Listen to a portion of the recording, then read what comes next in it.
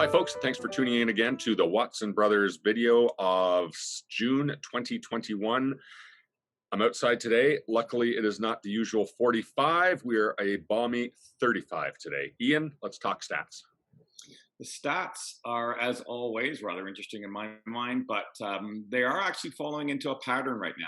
Sales are continuing to outpace the year before by quite a significant number, both in single family, which is up 32%, townhomes, which are up as well. And then if I just scroll down here to apartments, they're up 169% versus a year ago. What I like to look at, though, is the inventory.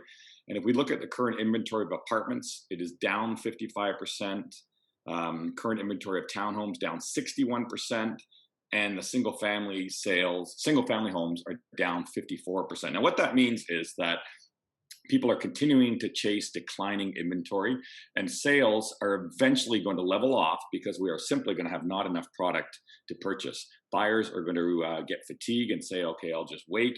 Sellers right now are getting a little discouraged because if they sell their house, they don't have anywhere to go. This is a natural balance of the market, and it will come into play, and eventually prices will start to decline a little bit, and we will see inventory come back up. One of the quick things I want to talk about is insurance. We are a month ahead of fire season this year with the heat.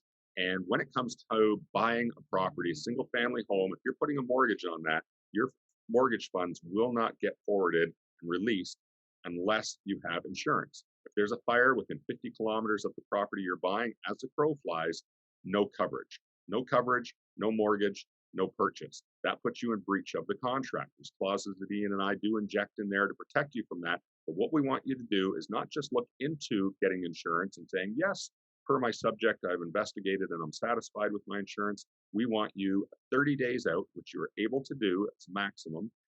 Get your insurance approved, put in place to start on your completion date. That way, even if there's a fire that's raging in your backyard, you can still get insurance because you've been organized and taken our advice in this case. One of the other key components to any successful transaction is finance. And in order to facilitate that and make it as smooth as possible, we often refer our clients to the mortgage broker we deal with, Michelle Beet. She has been involved with our business and mortgages for years, and with her expertise is able to get many of our clients financed. I've got a couple of questions for Michelle that we put together, and let's get to them. Thanks, Michelle, for joining us on our Watson Brothers monthly stat meeting.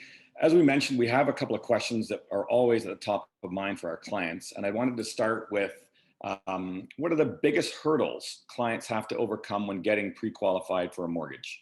Yeah, there's a few, and there's definitely a few more since the pandemic happened. But the biggest one is actually from before the pandemic. It's always been the biggest hurdle, is just pre-approval. And pre-approval is not actually a real thing, or at least it's not what people think that it is. So they often go to their bank and they're told, yep, you're pre-approved, you're good to buy up to 700. And then they write an offer, the bank asks them for their documents, and then all of a sudden those numbers all change. So a pre-approval is really a rate hold. That's what it should be called.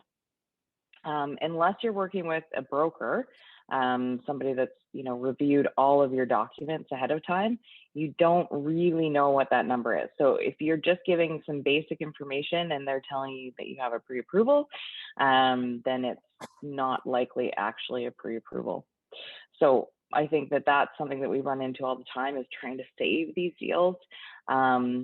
Sometimes we can, and sometimes we can't. They just didn't sort of go through the proper process beforehand, and they don't actually qualify for the numbers that they think that they do.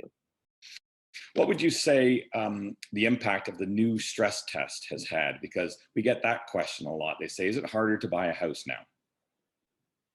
Yeah, so the new stress test is not a huge leap from the old stress test. So the big changes came when they brought that one out.